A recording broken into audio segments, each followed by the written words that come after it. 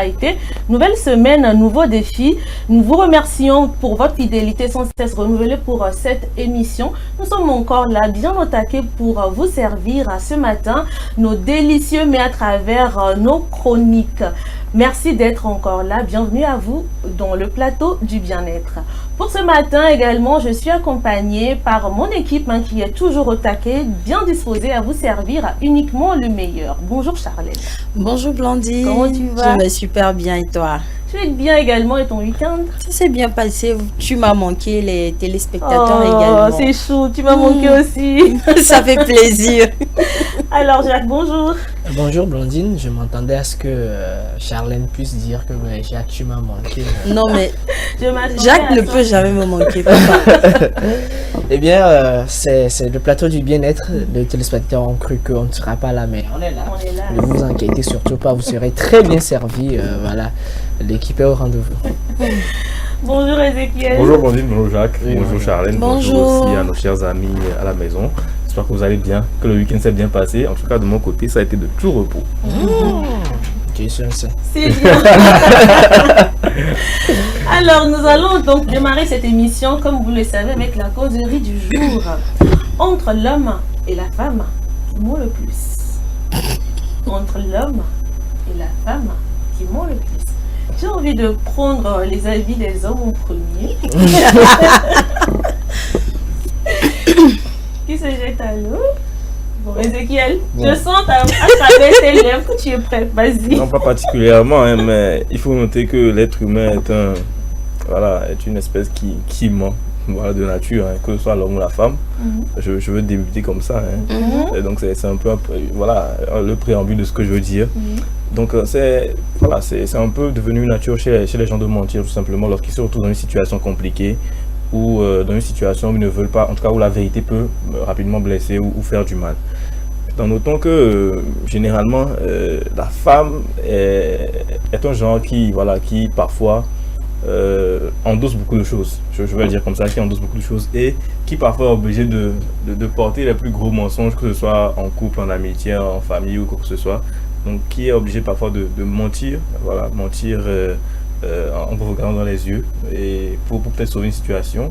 Et voilà, on constate que souvent c'est la femme qui essaie de prendre les mensonges et pour essayer de protéger. Souvent.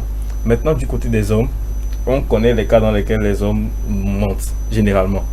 Que ce soit dans le cadre de l'infidélité ou dans le cadre peut-être du travail pour peut-être obtenir des choses. Voilà, c'est une situation qui peut, en tout cas, ça dépend des situations. Aujourd'hui, il y a des gens qui peuvent vous mentir dans les yeux. Il y a des gens qui peuvent mentir et pleurer et vous dire qu'ils sont en train de vous dire la vérité. Il y a plusieurs situations qui peuvent se produire, mais aujourd'hui, entre l'homme et la femme, je pense que le plus à même à mentir à un certain niveau, pour moi, c'est plus sa femme. Sans aucune forme de distinction de genre ou de quoi que ce soit. De mon constat général, la femme, voilà, c'est quand même un as dans le mensonge. C'est comme je vais épouser un peu l'idée d'Ézéchiel. Bon, pourquoi je dis je vais épouser un peu l'idée d'Ézéchiel? Quand un homme ment, tout de suite on le colle un nom de femme. On dit oh, quand même toi aussi c'est la femme qui peut faire ça. Pourquoi toi un homme tu peux quand même dire des choses comme ça? Est-ce que vous voyez? C'est-à-dire que déjà naturellement on sait que c'est la femme qui ment. C'est que la femme est reconnue pour son mensonge. Maintenant, moi je dis, qu'est-ce que nous appelons mensonge? Ça dépend. Il y a des situations dans lesquelles c'est pas un mensonge. C'est quoi? C'est pour sauver la situation. Parce que toute vérité n'est pas bonne à dire. Je vous donne un exemple. Bon, peut-être que les religieux ne seront pas d'accord avec moi, mais moi c'est ma conviction. Lorsque les apôtres ont demandé à Jésus c'est à quand la fin du monde, il a dit qu'il ne sait pas. Que c'est seul Dieu le Père qui sait. Mais la personne dit qu'il m'a vu, a vu le Père. Et tout ce qu'il fait, le Père est au courant. Tout ce qui se passe, tout ce que le Père aussi fait, il est au courant. Mais lui dit que lui ne sait quand est-ce la fin du monde. Il a menti ou pas? C'est-à-dire que tu ne saurais le dire. Alors tu attaques Jésus là. Alors c'est pour dire qu'il y a des situations dans lesquelles on ne peut pas tout dévoiler.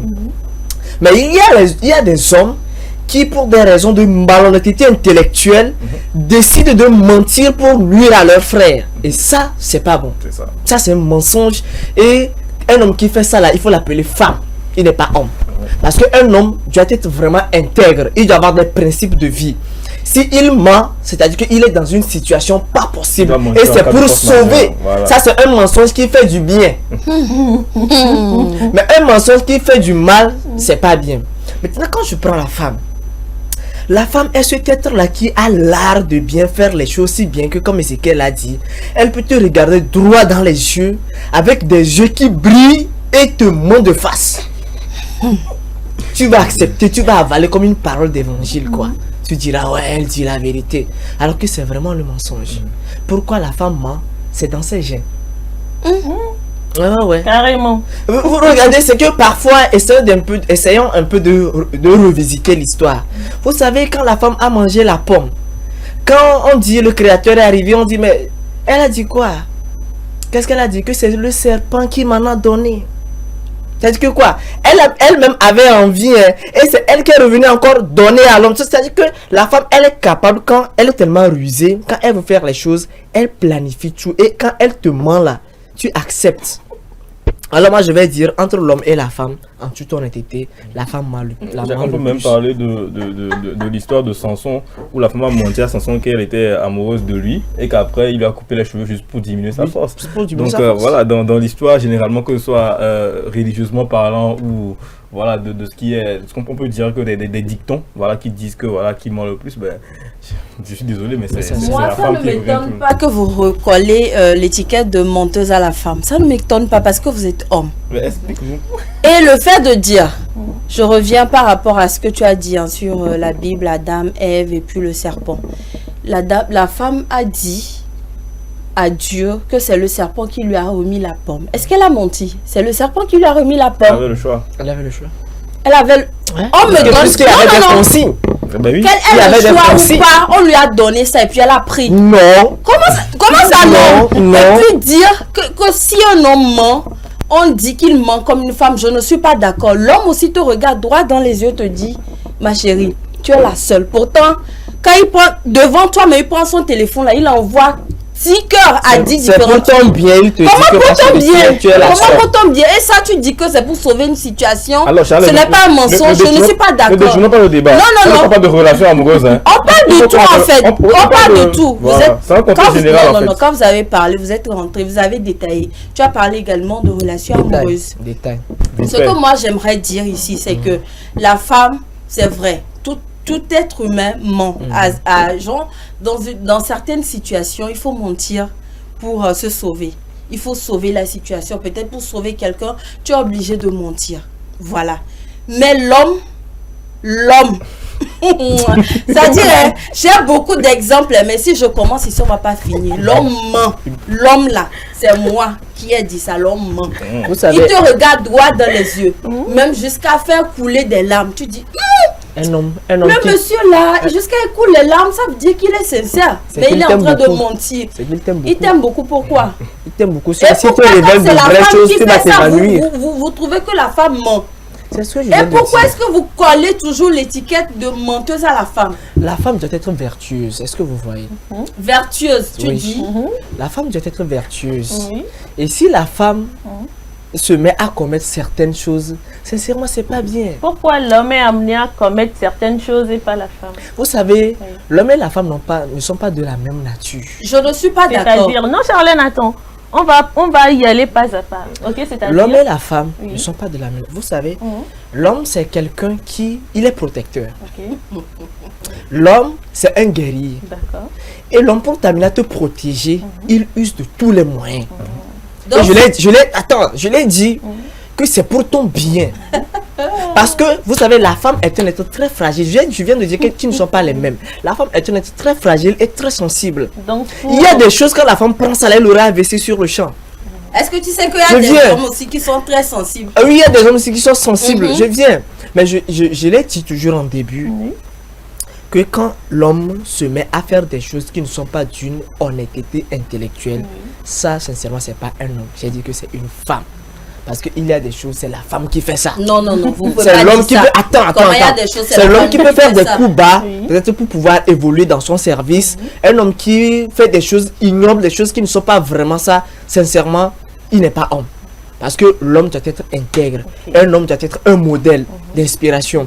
Mais si l'homme ment, sachez que c'est pour une cause commune. C'est pour un bien. C'est pour ta protection. Vous savez, laisse-moi finir avec cet exemple-là. Je ne dis pas que l'infidélité est une bonne chose. Mais il y a un monsieur qui, dans sa maison, difficilement, il trouve à manger. C'est un vigile. Vous savez combien on paie à nos vigiles là. Il se trouve qu'il travaille dans une maison. Et il y a eu une histoire entre le monsieur et la domestique. Donc quand le monsieur gère bien la domestique profite pour bien servir le monsieur. Et quand le monsieur prend, il envoie ça à la maison. Quand il amène, madame est contente. C'est la fête à la maison. La dame dit, oh, tu as trouvé l'argent. Elle dit que, ah, Dieu a fait grâce. Est-ce qu'il peut dire à la femme que c'est parce que j'ai une liaison avec la domestique que j'arrive à trouver ces genres de bénéfices-là, ces genres de faveurs qui me permettent d'amener de bonnes choses à la maison pour te nourrir? La femme ne peut pas accepter ça.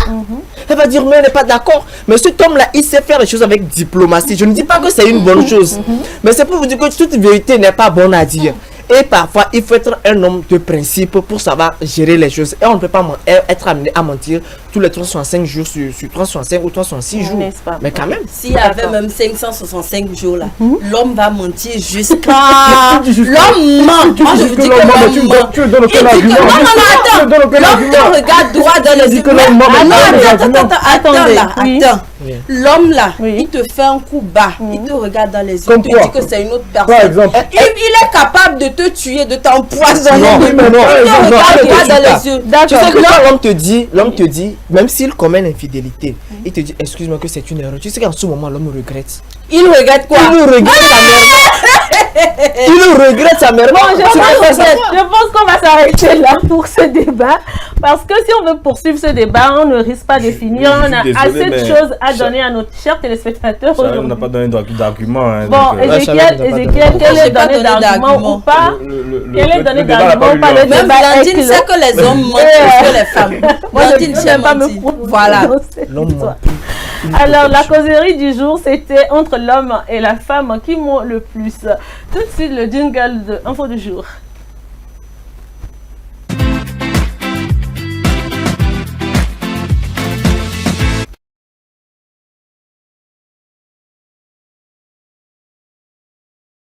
Pro, étant donné sa présence dans de multiples produits tels que les cosmétiques. Plus de précision avec nos confrères de France Info. Un nuage de talc pour la toilette de bébé. Autrefois, c'était la coutume pour sécher la peau et éviter les irritations. Un geste anodin qui serait pourtant à éviter. Les experts du Centre international de recherche sur le cancer viennent de classer le talc comme probablement cancérogène. Dans cette pharmacie, les clients s'en étonnent. Ça me surprend parce que je pensais que c'était un produit plutôt naturel, qu'on utilise depuis très longtemps, de génération en génération. On a plutôt l'impression que le talc est quelque chose d'inoffensif, de très commun. Un produit que cette gérante recommande de manière occasionnelle. Si t'en mets de temps en temps parce que t'as une soirée et que t'as pas non plus envie d'avoir les pieds très gonflés ou humides, ça s'entend. Faut effectivement avoir un usage raisonné des choses. Pour évaluer le caractère cancérogène du talc, les scientifiques ont utilisé une échelle de 1 à 3. 1 certifie que l'agent est cancérogène. 3, qu'il est inclassable quant au risque. Le talc, lui, est classé 2A, probablement cancérogène. Il y a un risque accru de cancer des ovaires pour les personnes en contact direct avec le talc pour le corps, mais aussi pour les femmes qui travaillent dans l'industrie du papier où le niveau de talc dans l'air est élevé. Du talc présent dans le papier, mais aussi dans la peinture pour certaines pièces en plastique de nos voitures ou même dans la cosmétique. Il est extrait dans de nombreuses régions du monde, comme dans cette carrière en Ariège qui fournit 10% de la production mondiale chaque année. Pourtant, sa dangerosité fait débat depuis plusieurs années. Aux États-Unis, le géant pharmaceutique Johnson & Johnson avait dû retirer son talc du marché en 2020, accusé d'être cancérogène. Qui est un produit vraiment indispensable dans le trousseau bébé. Et cancérogène, moi je me pose des questions, je me demande si on ne peut pas utiliser ça. Je ne sais pas si les gens connaissent réellement ce qu'on appelle le talc. En minant, souvent on dit pora. Voilà, qu'on utilise souvent pour les bébés, quand il fait trop chaud ou bien pour leur éviter des irritations au niveau de la peau. Donc aujourd'hui, on découvre que finalement, ce talc pourrait contenir des... Alors, peut-être cancérigène. Voilà, peut-être cancérigène. Moi, je me pose des questions. Bon, moi, je me dis, il faudrait qu'on nous trouve aussi des alternatives parce que il ne suffit pas de dire que le talc serait cancérogène, et qu'on s'arrête là. Parce qu'aujourd'hui, comme tu l'as dit, dans les trousseaux bébés, c'est quand même un produit qu'on trouve un peu partout. C'est vrai que moi, personnellement, j'ai un problème avec les talcs. Parce qu'il y a des talcs là qui ont des odeurs qui ne m'intéressent pas. Il y a certaines personnes qui vraiment font quoi? Font tout un maquillage du corps et on te dit quand tu fais ça là, tu vas bien dormir. Et surtout les femmes en savent quelque chose ou encore les mémés. Et quand tu allumes le ventilateur. Voilà, on te dit le talc. En tout cas, moi personnellement, j'ai un problème avec. Mais c'est un truc qui est très utilisé, surtout même pour les enfants. Pour les enfants, on les met ça dans les entrejambes et en tout cas au niveau des cuisses et tout ça là, on dit c'est bon contre la chaleur, surtout même quand l'enfant a des abcès et tout ça, on dit de mettre des talcs là. Il y en a qui sont rouges. Oui, qui sont rouges. J'aurais vraiment à avoir peut-être la présence d'un pédiatre ou encore d'un spécialiste pour me dire vraiment un peu plus parce que les talcs là, moi j'ai même un problème avec la composition des talcs. C'est quoi la composition? Parce qu'il y a des talcs là qui ont parfois l'effet, un effet un peu mentholé là. Voilà, quand tu mets ça là, tu sens que ça brûle quoi. Et on te dit c'est bon. Bon, je sais pas, il y a aussi des femmes qui l'utilisent comme un déodorant. Voilà, on te dit non que c'est bien. Bon, en tout cas, moi je n'utilise pas trop. Bon, il faut dire que depuis un moment, les pédiatres interdisent aux femmes d'en mettre aux enfants parce que ce n'est pas bien. Mais je n'avais pas cette information comme quoi ça pouvait donner du cancer à l'enfant ou à l'adulte. Juste, ils ont substitué ça par une pommade qu'on passe dans l'entrejambe de l'enfant pour éviter qu'il y ait des lésions et tout. Donc, il y a une pommade que les mamans utilisent aujourd'hui pour substituer. Moi, ce qui me fait peur, c'est que c'est un produit qui est utilisé vraiment de génération en génération. C'est un produit qui existe depuis très longtemps. On a un talc très répandu ici au Togo qu'on connaît. Je ne vais pas donner de nom pour faire de la pub, mais c'est un peu inquiétant que ce n'est que maintenant qu'on nous dit que le produit pourrait être probablement cancérigène, alors qu'il est classé, le projet est classé aujourd'hui groupe B. Donc probablement c'est qu'il y a, il n'y a pas de fumée sans feu quoi. C'est qu'il y a eu forcément une étude qui a été faite qui a révélé qu'il y a ce risque de cancer là dans ce produit. C'est quand même un peu inquiétant, mais comme Jacques l'a dit, c'est important aussi de trouver une alternative pour les mamans surtout, parce que c'est souvent chez les bébés qu'on constate l'utilisation de cet talc là et c'est encore plus dangereux, alors que ce sont des bébés qui n'ont pas forcément déjà le système immunitaire nécessaire pour pouvoir se défendre contre contre le produit qui est probablement cancérigène. Donc voilà, c'est un peu ce qui me fait peur. Sinon je pense que au moins maintenant on saura comment faire après. Exactement, on sait comment gérer ça. Je pense que le mieux c'est de pouvoir aller voir des pédiatres en ce qui concerne les bébés pour voir s'il faut continuer par les utiliser ou bien s'il y a quand même un autre produit pour remplacer les talcs. Alors ce sera tout pour l'info du jour. Tout de suite, place à la recette de la semaine.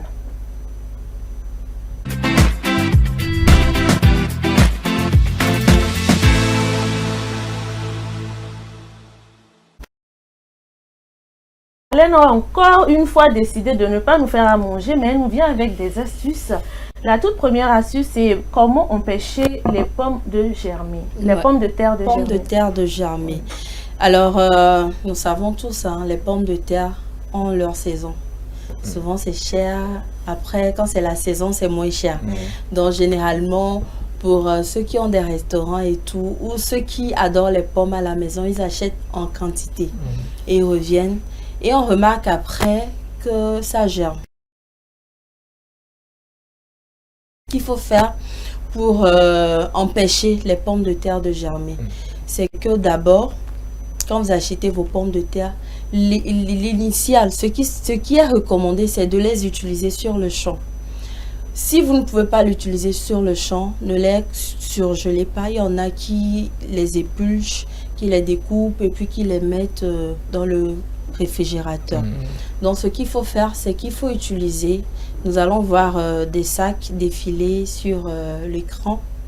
Il y a des sacs en papier dans lesquels on peut conserver les pommes de terre. Vous mettez vos pommes de terre dedans, ça peut faire des mois. La conservation va de 8 mois à 12 mois. Voilà. Il y a des sacs également, des sacs dans lesquels on utilise. Généralement, quand vous achetez, voilà, les sacs en papier, c'est ça. On peut trouver ça ici chez nous? Oui, vous pouvez trouver ça ici. Il y en a qui fabriquent. Je pense que si vous allez sur Facebook, il y a plusieurs personnes qui le font, qui le vendent. Voilà. À part ça, il y a des paniers dans lesquels on peut exposer nos pommes de terre pour permettre à l'air de circuler. Voilà, ce sont ces paniers. On peut en trouver. Voilà, vous pouvez en trouver également. À part ça, il y a également un sac. Généralement, quand on achète les pommes de terre, c'est dans un sac. Façon marron, affilé. Voilà. Ça peut rester également dedans pour permettre à ce que l'air passe et tout ça. Voilà. Et le conseil que je vais donner, voilà, c'est ça. Le conseil que je vais donner à nos chers téléspectateurs, c'est que lorsque vous achetez vos pommes de terre et que vous remarquez que ça germe, si c'est le début, vous pouvez l'utiliser. Mais quand ça germe de trop, ça devient de plus en plus toxique.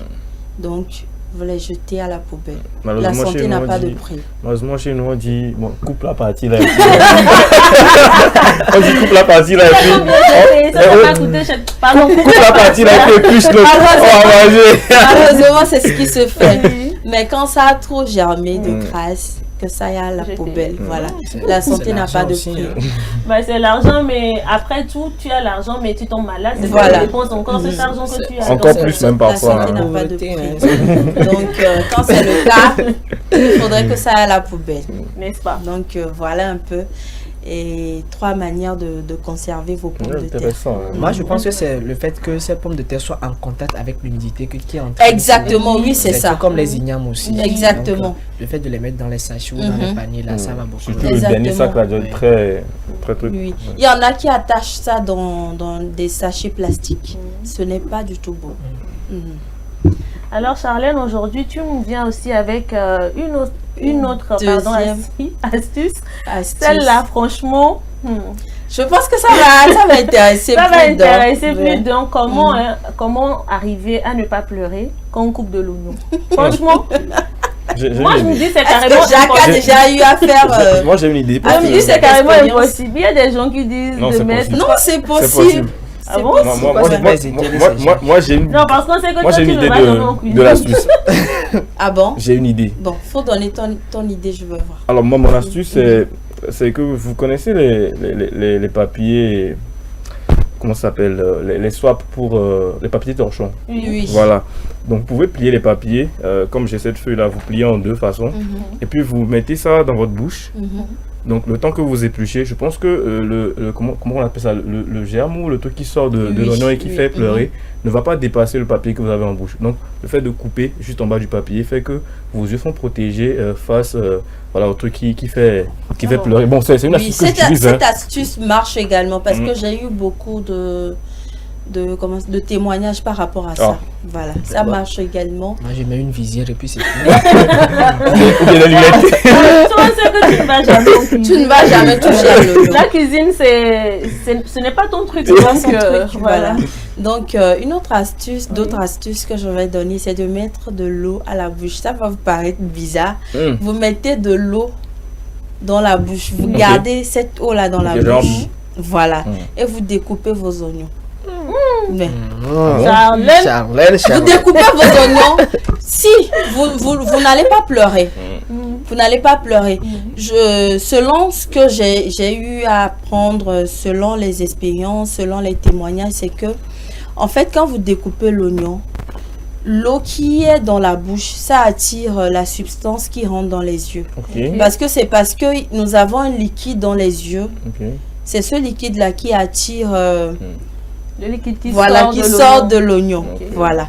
Maintenant, quand vous avez de l'eau à la bouche, c'est celui de la bouche qui attire en fait la substance qui sort de l'oignon quand vous le découpez. Donc, après avoir fini de découper l'oignon, on on jette l'eau, genre... On crache. Vous pouvez avaler ou cracher, ça dépendra de vous. Moi, je préfère cracher. Non, Également, vous pouvez, si vous finissez d'épulcher votre oignon, vous le mettez dans de l'eau froide pendant un moment et puis vous découpez. Ça, vous n'avez plus besoin de mettre de l'eau dans la bouche. De l'eau froide. De l'eau froide, oui. Dans de l'eau froide pendant un moment. Peut-être 1 minute comme ça, 1 ou 2 minutes. De l'eau froide, plate ou de l'eau... Non, froide. Plate, Froide, oui, froide. Ceux qui n'ont pas de réfrigérateur chez eux, Ils n'ont Tu qu'à vas aller acheter de l'eau. de l'eau. Aujourd'hui, par la grâce de Dieu, on vend de l'eau fraîche dans tous les coins de la rue. Donc voilà. Ou bien tu bois de l'eau simple, tu achètes glaçon 25 francs. Voilà. Tu mets dedans, Voilà, c'est possible. Et puis tu mets tes oignons après. Également, je pense que dans les jours à venir, je vais vous apprendre une manière de découper l'oignon qui va vous permettre. Vous pouvez le découper avec les yeux fermés. Non, merci. Découper. Non, mais quand je vais vous apprendre, c'est un truc vraiment très facile. Ça, vous ne pouvez pas vous blesser parce qu'en le découpant, vous exposez je sais pas comment ça s'appelle, mais c'est ici qui est exposé, pas les doigts en fait. Voilà. Donc c'est une technique de découpe d'oignon. Vous pouvez le faire. Je vois un peu. Voilà, les yeux fermés. Donc nous y reviendrons.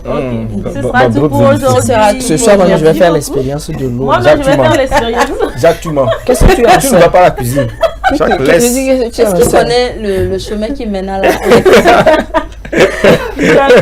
Montre-leur. Tu as de prouver que l'homme ment plus que la femme. Merci beaucoup Charlène pour ces astuces. Aujourd'hui, il était question de savoir comment empêcher les pommes de terre de germer et de comment découper l'oignon sans pleurer. Merci beaucoup Charlène. Je vous en prie. Pause publicitaire et on revient juste après.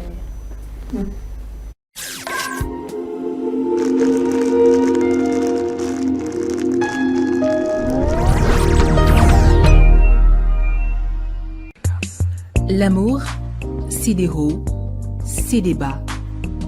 Et quand la femme dit non, c'est vraiment non.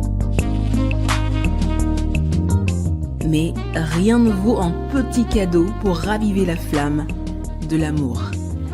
La femme se fait belle et sensuelle pour votre plaisir. Claudia Lingerie, nous disposons de toute une collection de sous-vêtements haut de gamme pour hommes, femmes et enfants à un bon prix. Soyez ceux qui portent des sous-vêtements confortables. Claudia Lingerie, nous sélectionnons pour vous de la lingerie fine de qualité pour sublimer vos soirées. Claudia Lingerie sur la route d'Agbalépédo, juste à côté du monument Grand Œuf Blanc. Infoline 00228 97 01 03 03 0228 97 01 04 04. Claudia Lingerie, l'élégance à une adresse. Le 31e numéro de Dagon Magazine met à l'honneur Pauline Essivi Amouzou, sage-femme diplômée d'État. La rubrique santé est consacrée à la fécondation in vitro, qui est une alternative à la stérilité du couple. Qu'est-ce que la fécondation in vitro FIV et quelles sont les différentes étapes du processus? La rubrique bien-être de ce nouveau numéro nous invite à adopter les bonnes attitudes pour avoir une bonne santé. Dagon, c'est aussi plein d'autres rubriques pour prendre soin de notre santé. Dagon Magazine, le magazine de la femme togolaise pour la femme. Téléphone plus 228 70 86 44 44 70 26 60 60 Lomé, Togo.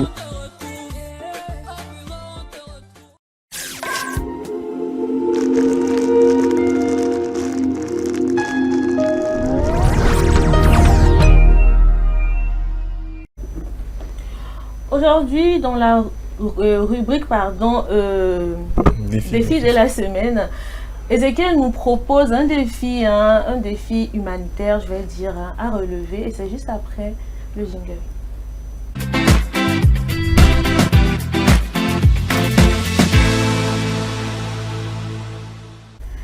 Alors Ezekiel, tu disais que c'était un défi très important, que nous devons obligatoirement relever? Alors, pas obligatoirement, parce qu'il y a certaines personnes parfois qui ne sont pas disposées ou prédisposées à pouvoir réaliser ce défi-là. Mais c'est un défi qui est très important, un défi qui aujourd'hui incombe à tout le monde, à toutes les personnes qui sont capables de le faire. Je veux parler du don de sang, tout simplement. Le don de sang, c'est aujourd'hui une chose très très importante. Comme vous le savez, les produits sanguins labiles ne sont pas des produits que l'on peut fabriquer au laboratoire, par exemple, comme les médicaments ou comme voilà, les produits que nous ingérons pour retrouver la santé quand nous sommes malades. Donc c'est des dons qui peuvent seulement provenir des personnes bien portantes et qui sont capables ou qui veulent volontiers donner de leur sang pour sauver d'autres vies. Donc voilà, c'est un défi très très important aujourd'hui que je veux proposer à nos chers téléspectateurs. Alors, quelles sont les conditions que l'on doit remplir avant de pouvoir faire ce don de sang? Alors, il y a plusieurs conditions, mais je vais énumérer quelques-unes, en tout cas les plus importantes aussi, qu'il faut respecter. Déjà, pour faire un don, vous devez être en bonne santé d'abord, parce que si vous n'êtes pas en bonne santé, voilà, c'est pas la peine d'aller faire un don. Donc, être en bonne santé, peser minimum 50 kg. Dans d'autres pays, c'est 45 kg pour 350 mg de sang de don. Donc voilà, donc ça dépend, ça varie d'un pays à un autre parfois. Il faut être âgé entre 18 et 65 ans. Voilà, pour pouvoir faire un don de sang. Et voilà, si vous êtes fait récemment faire un tatouage ou des piercings, vous ne pouvez pas faire de don pendant 6 mois comptés de la date où vous avez fait déjà un tatouage. Évitez aussi, il est préférable d'éviter l'alcool, voilà, 48-24 heures avant de faire un don. Et si vous avez consulté aussi un dentiste pour une intervention mineure, donc il faut 12 heures de temps avant de pouvoir faire aussi un don. Donc il faut savoir que l'aptitude au don aussi sera vérifiée lorsque vous arrivez sur les lieux. Donc c'est-à-dire que on prendra votre tension, voilà, votre poids, tout ça, pour être sûr que vous êtes disposé justement à pouvoir réaliser ce don-là. Donc voilà, c'est un peu les quelques conditions. Il faut savoir que les conditions aussi varient d'un pays à un autre. Ça, c'est ce que l'OMS donne en globalité. Et donc voilà, c'est important de pouvoir connaître ces conditions-là. Il faut savoir qu'il y a aussi quelques conditions aussi permanentes qui concernent les infections actives connues pour être transmissibles par le sang, notamment les hépatites virales, le VIH, SIDA. Donc ces gens qui ont ces maladies ne peuvent pas donner de dons, que ce soit même le paludisme, et des situations d'exposition à des agents transmissibles aussi non détectables tels que le prion. Donc c'est les quelques contre-indications que l'on donne aussi aux personnes qui aimeraient faire le don, mais peut-être qu'ils sont contraints par ces conditions-là. Donc c'est un peu les conditions à remplir, ramasser pour pouvoir réaliser un don de sang. Quand on fait un don de sang, combien de temps il faut attendre avant de faire un autre don? Alors, généralement, c'est 3 mois. En tout cas, de ce que je sais ici, c'est 3 mois après que vous pouvez refaire un don. Mais hier, en faisant quelques recherches, j'ai vu que on pouvait le refaire aussi après 2 mois. Bon, c'est sur le site de l'OMS que ces conditions sont présentées aussi. Donc voilà, maintenant ça varie aussi d'un pays à un autre, comme je l'ai dit. Ici au Togo, en tout cas, je suis un donneur plus ou moins régulier et c'est 3 mois après que je peux faire un don. Donc on dit qu'on peut faire un don 4 fois par année. Mais je voudrais également préciser que ceux qui sont drépanocytaires ne peuvent pas donner du sang, ceux qui souffrent du diabète aussi ne peuvent pas. Et une condition aussi importante, c'est qu'il faut aussi préciser que lorsque vous faites des rapports sexuels non protégés dans l'espace de 48 à 72 heures, il n'est pas vraiment conseillé d'aller faire son don de sang aussi. Justement, merci que Jean-Jacques en parle, parce que je parle des personnes qui ne peuvent pas, qui ne sont pas prédisposées à le faire. Donc c'est justement les drépanocytaires et les diabétiques qui ne sont pas prédisposés à faire ce don-là, malheureusement. Donc c'est important déjà, quand on voit le nombre de diabétiques qu'on a, le nombre de drépanocytaires qu'on a, c'est important que les autres qui restent soient mobilisés justement pour faire ce don-là et puis pour permettre aux gens qui en ont besoin d'être sauvés. Et puis, il faut savoir que lorsque vous faites des dons régulièrement, vous obtenez une carte de fidélité, une carte de donneur qui vous permet, dans une situation compliquée, en tout cas personnellement vous-même ou encore un membre de votre famille, de pouvoir obtenir rapidement du sang, la poche de sang pour sauver la personne qui se retrouve dans une situation difficile. Donc c'est un donnant, on peut dire. Un défi très noble ce matin. Merci beaucoup, Ézéchiel. Quelques derniers conseils ou c'est bon? Alors, 2 petits conseils. Alors, premier conseil, respectez scrupuleusement les conditions. C'est-à-dire que si vous êtes malade, n'allez pas vous présenter pour ce don de sang. En deuxième position, c'est aussi demander conseil, en tout cas à la société ou bien au centre justement qui fait la transfusion sanguine dans votre pays. Ici, c'est la CNTS. Donc, si vous allez faire un don, demandez conseil auprès des agents de la CNTS pour justement éviter de donner du mauvais sang, si on peut le dire en guillemets. Merci beaucoup. Ezekiel, ce sera tout aujourd'hui Ça sera pour tout aujourd'hui. défi de la semaine. Vous avez toute la semaine, la CNTS est ouverte. Justement, nous avons toute la semaine voilà. pour relever ce défi-là. Alors, nous allons donc poursuivre cette émission de la puberté à la ménopause en passant par l'adolescence. La vie de la femme est pointillée ou rythmée par un cycle menstruel. Pourquoi le cycle menstruel chez la femme et non chez l'homme? Ce dernier en fait aussi, mais autrement. On le saura tout de suite dans la rubrique « Que sais-je ?» C'est juste après le jingle.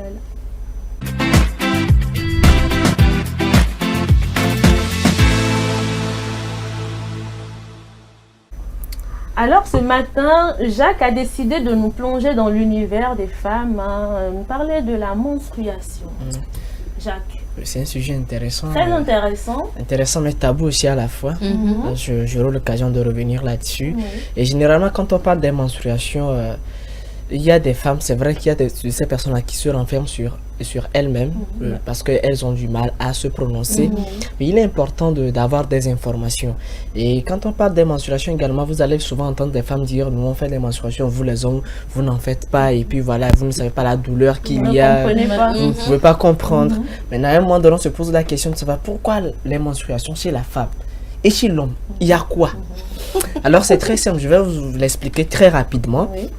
Il faut dire que la menstruation est un processus biologique et spécifique aux femmes, surtout en âge de procréer. Parce qu'une femme ménopausée ne peut pas faire la menstruation. Là-bas, voilà, elle ne peut pas. C'est fini. C'est une pause en fait. Alors, il faut dire qu'il y a plusieurs facteurs qui expliquent la survenue des menstruations chez la femme. D'abord, il y a les organes reproducteurs, ce qui n'est pas le même cas chez l'homme. Alors, il faut dire que le cycle menstruel est un processus, comme je l'ai dit, par lequel l'utérus se prépare, d'accord, chaque mois à une éventuelle grossesse. Donc, chaque mois, là, la femme s'attend à une grossesse. Ça, il faut le savoir. Alors, ce cycle dure généralement 28 jours et puis ça varie d'une femme à une autre. Voilà, donc c'est pas aussi régulier. Donc, voilà. Au milieu du cycle menstruel, il faut dire qu'un ovule est libéré par l'un des ovaires. Pour le dire de façon très simple, vous allez souvent entendre dire la femme a pondu un œuf. Voilà, donc quand elle pond un œuf, on parle de l'ovulation.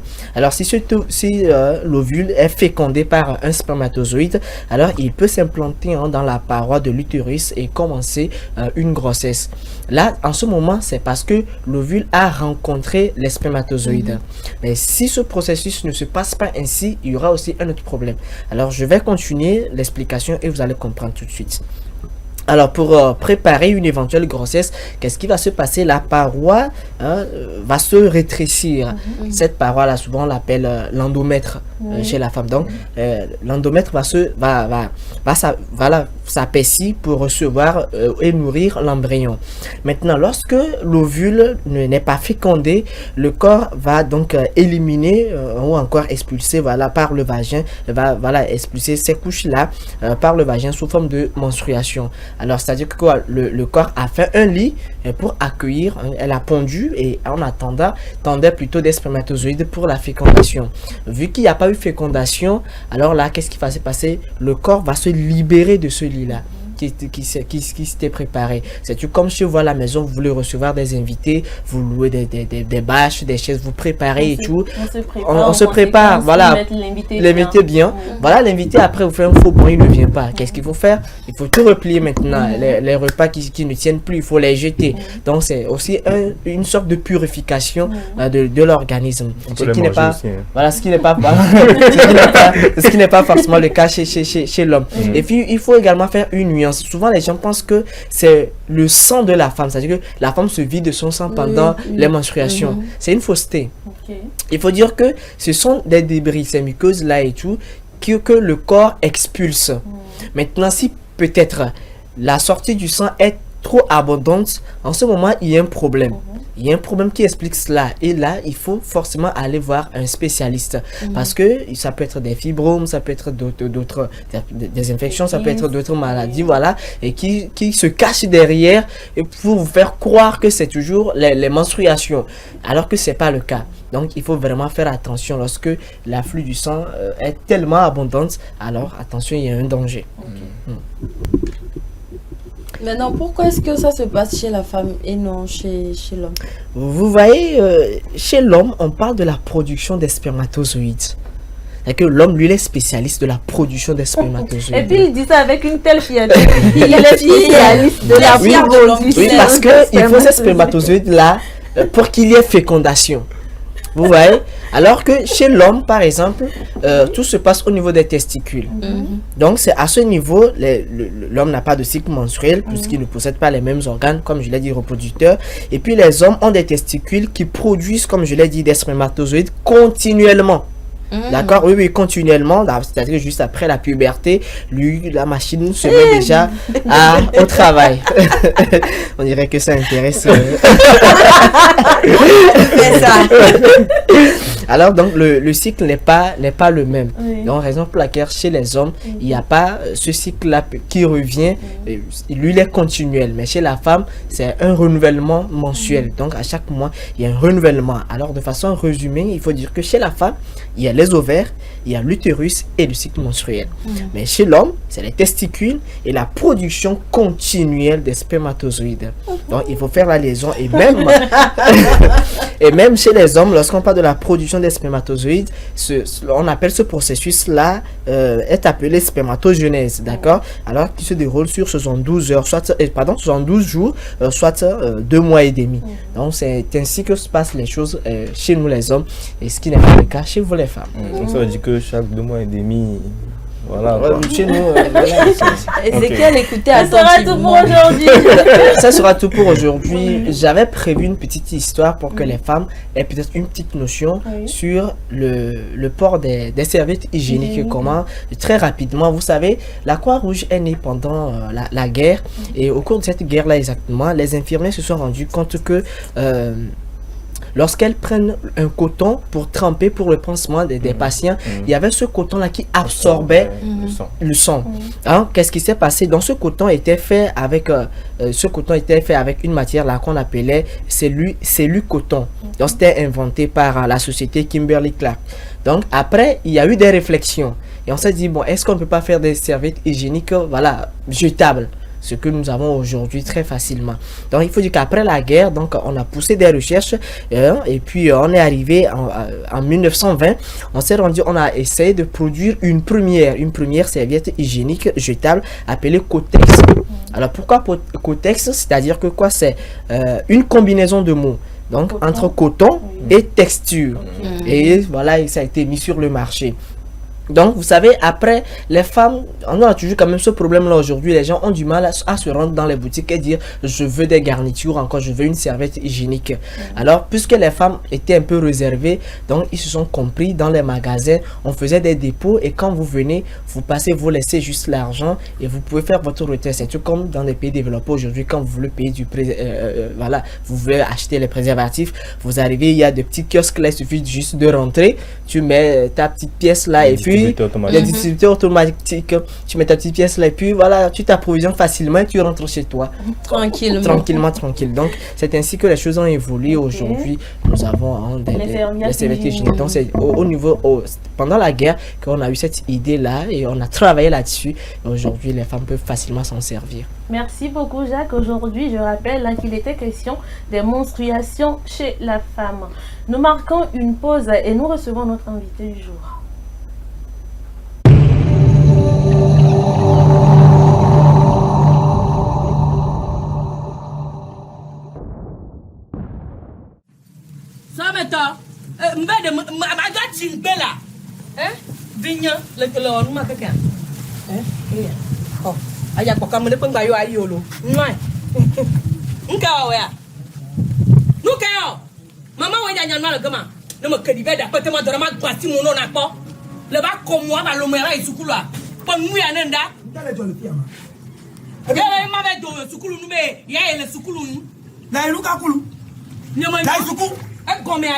Nous sommes avec notre invitée du jour, Madame Daniela Akwe Adabra. J'espère que j'ai bien prononcé, j'ai pas écorché. Non, c'est bon, c'est bien ça.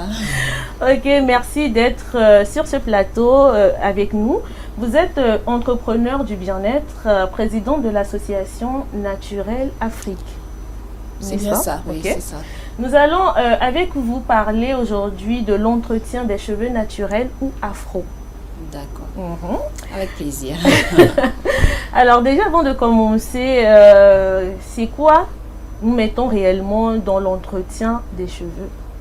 Alors quand on parle d'entretenir ses cheveux, c'est d'en prendre soin, de les avoir propres un minimum, d'apporter des soins pour pouvoir sublimer ses cheveux. Ça l'entretien des cheveux. Bon, moi j'ai un petit problème de terminologie, parce qu'on parle de cheveux naturels, de cheveux afro. Bon, je comprends pas trop. C'est-à-dire que ceux qui ne mettent pas les détergents dans les cheveux, c'est ça, ces personnes-là qu'on appelle qui ont des cheveux naturels, et ceux qui mettent des détergents, c'est ça, les cheveux afro. Bon, j'ai envie quand même de faire une petite nuance entre ces types de cheveux. Et après, peut-être de nous dire, voilà, de nous dire comment est-ce que les cheveux s'hydratent, ou encore comment est-ce que les cheveux se nourrissent. D'accord. Alors, les cheveux, on dit cheveux naturels, c'est de façon globale. Donc, tous les types de cheveux peuvent être naturels. Mais le cheveu afro, c'est le cheveu typiquement africain. Ok. Voilà. Et donc, le cheveu afro, ce sont les cheveux qui ne sont pas défrisés. Donc, le défrisage, c'est le fait d'apporter des substances chimiques pour changer la texture des cheveux, pour les rendre lisses. Donc, de façon définitive ou de façon fréquente ou à long terme. Maintenant, comment se fait, comment savoir si les cheveux ont besoin d'hydratation ou ont besoin Alors, l'hydratation des cheveux, c'est en deux temps. Ça peut être externe et interne. Donc, interne, c'est le fait de boire beaucoup d'eau. Et externe, c'est apporter des produits qui contiennent de l'eau aux cheveux, en fait. C'est ça. Après, l'hydratation, ça peut se faire de façon quotidienne.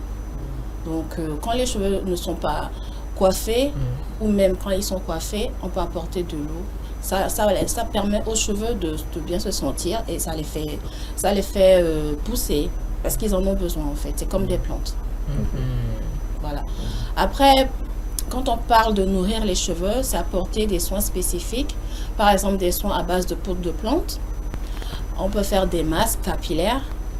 On peut faire des bains d'huile. C'est-à-dire qu'on met de l'huile sur les cheveux, on imbibe les cheveux d'huile. Après, on prend un film pour bien garder l'huile. Dans le film, on met sur la tête et on va sur un casse-vapeur.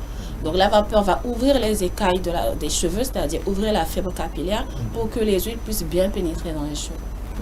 Alors très intéressant, donc on comprend que voilà, ce sont ces produits-là qui permettent vraiment aux cheveux de bien se nourrir. Alors dites-nous un peu, comment est-ce que l'on peut bien conditionner ces cheveux, mis à part la nourriture, l'hydratation? Est-ce qu'il y a d'autres choses qui font qu'aujourd'hui on peut bien conditionner les cheveux?